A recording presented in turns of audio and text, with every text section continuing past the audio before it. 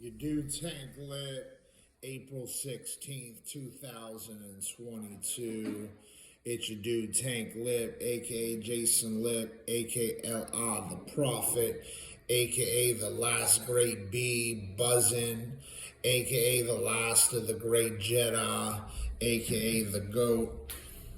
This video is about actually kind of one big subtitle with like a shitload of subtitles and sub stories that kind of tie into the thesis of, I guess you want to say, the bigger subtitle. What I want to put out there is like a little thesis.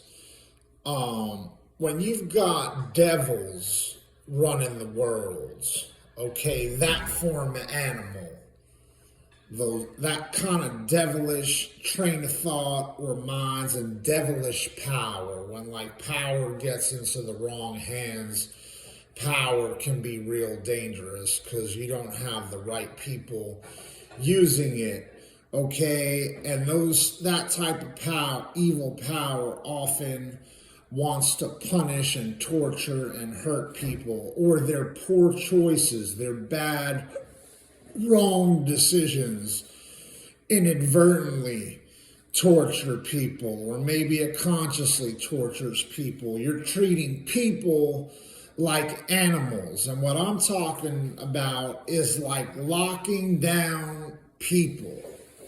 Okay, the world right now is kind of like one big jail, okay, or it's a jungle actually, where you have a bunch of animals running wild, but you got to get to the root of like what's causing it. And if you took a snapshot of April 15th, yesterday, okay, of everything that was going on in the world, you've got in China, you've got the police dressed up in like rubber suits, treating it like the Breakout movie or Contagion.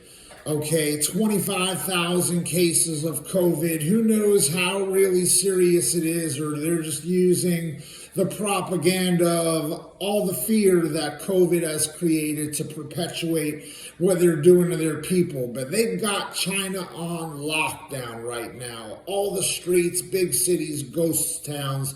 People are having too much of it. They're trying to break out. What happens when you lock people down like they're animals that need to be caged? They start to act like animals, and you actually see them breaking out of the cage, and now the police in China in rubber suits beating them down as they're trying to like lock them down, and the people trying to get free. I mean, they don't even have the freedom or liberty to go out and get food. That's how severely China locked down.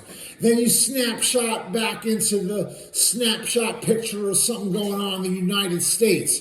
You've got gangs, Los Angeles gangs, teaming up to commit robberies and burglaries in broad daylight. Now, granted, Los Angeles, LA has been plagued with crime for a long, long time. It's always been a high crime place in the world. This is no new thing. But this is reaching like epidemic levels, where in broad daylight, in front of a bunch of people, where the security cameras are no longer even a deterrent. I mean, one location after another, just in Los Angeles, you see the groups of gangs running up in broad daylight, literally running up on people with guns, just physically attacking them, taking their belongings, running them over with cars, like in the middle of the street, and the cameras catching it all, but the police aren't doing anything. The gangs got the bright idea that they can take their crime and surge it to a whole new level because it's defund the police. Okay, in many cities, there are less police out there because of the defund police movement. So now, the enemy, which was made into the police, are somehow the enemy because of the way liberal agenda twists certain crimes, that the cop made a bad choice. Well, in every avenue of life, people that are good at their jobs still make mistakes.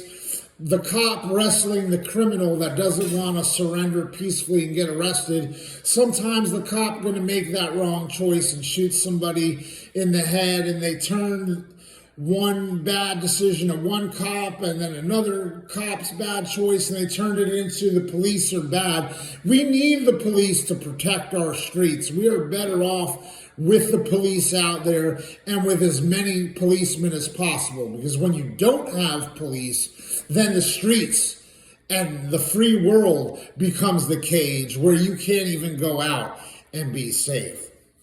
So a big sub-story of this is what happens when you treat people like animals, and it's a back and forth tug of war. Like, okay, you don't cage people and there isn't any consequences for any of your free will and your free choices, then people just do whatever they fuck they want, and you've got animals just committing crimes on the street and a huge surge in crime.